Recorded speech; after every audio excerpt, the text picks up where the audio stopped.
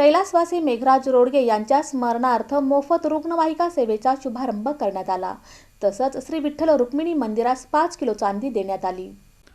कैलासवासी मेघराज उर्फ विकी आप्पासाहेब रोडगे यांच्या प्रथम पुण्यस्मरण दिनाचं औचित्य साधून रोडगे परिवाराच्या वतीनं मोफत रुग्णवाहिकेचा शुभारंभ करण्यात आला असून पंढरपूर येथील श्री विठ्ठल रुक्मिणी मंदिरास 5 किलो चांदी देणगी स्वरूपात देण्यात आली। सोमवारी सकाळी निराळे वस्ती येथील भजनी मंडळाचा भजनाचा कार्यक्रम झाला। त्यानंतर कैलासवासी मेघराज रोडगे यांच्या स्मरणार्थ रोडगे परिवाराच्या वतीनं सुरू करण्यात आलेल्या मोफत रुग्णवाहिकेचा शुभारंभ सुमनताई रोडगे, अरुण रोडगे, राजन जाधव, सुनील रसाळे, आप्पा रोडगे, अण्णा रोडगे, भाऊसाहेब रोडगे, सचिन चव्हाण यांच्या हस्ते करण्यात आला।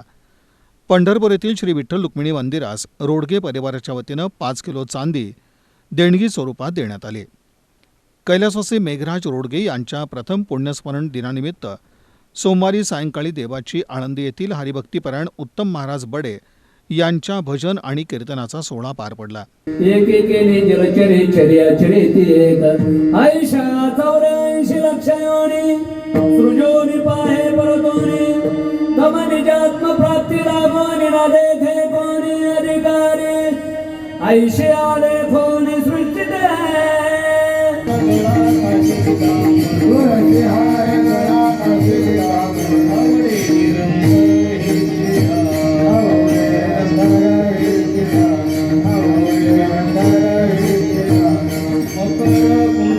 या प्रसंगी हरिभक्तीपरायण बडे महाराज यांच्या कीर्तनात विठू नामामध्ये नागरिक दंग झाले होते।